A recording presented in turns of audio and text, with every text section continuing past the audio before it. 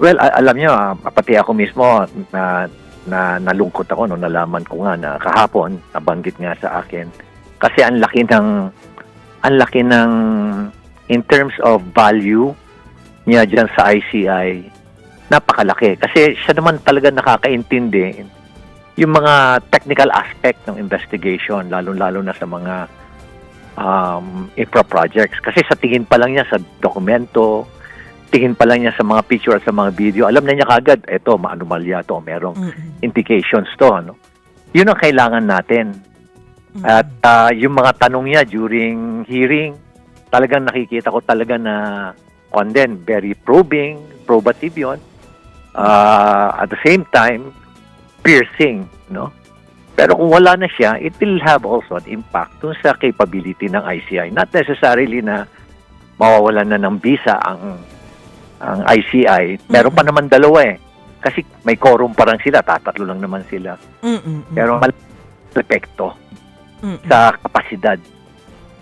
Pero eto po ba, Mayor, natunugan nyo na rin na mukhang may plano na itong si Commissioner Singson na umalis sa ICI? Hello? Yes, sir. Naririnig niyo po kami, sir? Yes. Yes. Opo. Oh, yes. Opo. At sige, yes. Narinig ko na yan noong November pa. November pa.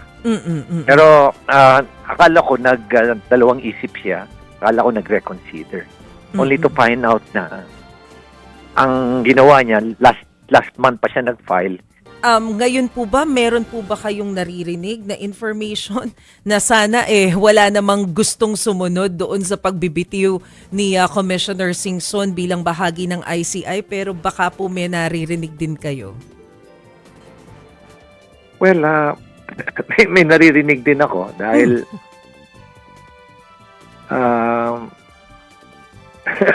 next time ko na lang banggit.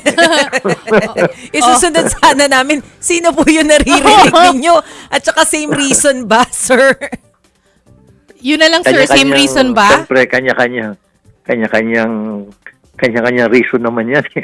Pero hindi naman Mayor, hindi naman masabi yung totoong reason kung bakit sila maalis. Pero gagawa na lang ng reason. kung meron po kayong sa tingin ninyo bagay na pumalit kay Commissioner or former Commissioner, outgoing Commissioner Babe Singson, sino po ito, or kung hindi man po person, ay anong klaseng personality dapat ang pumalit po sa kanya? Well, yung katulad niya na ganun kagaling pagdating sa infrastructure. Kumbaga, so far as technical knowledge is concerned, talagang mataas dapat. Kasi sabi Ang niya, tapos na problema daw yung work niya na...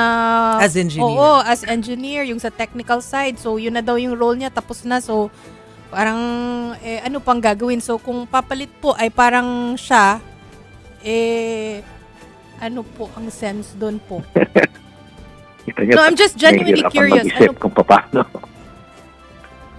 Kasi alam mo, marami naman. Meron namang capability, technical capability na katulad ni Sec Babes. Mga engineers na well-known din naman. Kaya lang, will they accept it? Yun siguro ang main issue doon. Tatanggapin nila after malaman nila yung experiences ng ni Commissioner ni Sec Babes at yung siyempre yung nangyari rin sa akin. Siguro titingnan din nila, is it worth it joining the ICI? Yun ang pinaka-challenge sa lahat. So far as looking for a capable person, may makakuha ka naman. Probably, kakaiba rin yung kakayahan ni Sec Babes. Iba rin ang kakayahan nila. Pero, sabi ko nga, how to convince them to join ICI, yun talagang pinaka-challenge. oo nga eh. After nun lahat ng narinig nila.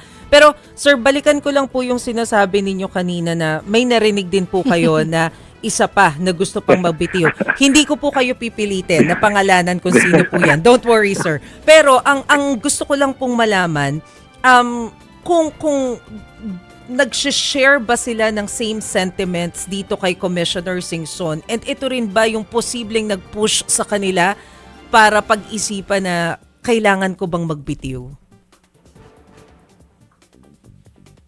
Most probably, same sentiment. Stressful, lack of support, lack of authority, power. Yun ang mga sentiments talaga. Sir, yung pondo At po, mahirap kasi na, ito yung vision mo, ito yung gusto mo ma-achieve. Pero hirap na hirap ka ma-achieve kasi kulang. Hindi kulang yung resources mo, kulang pa yung power. Paano mo i-achieve? Mapufrustrate ka. Oh. Dissolution.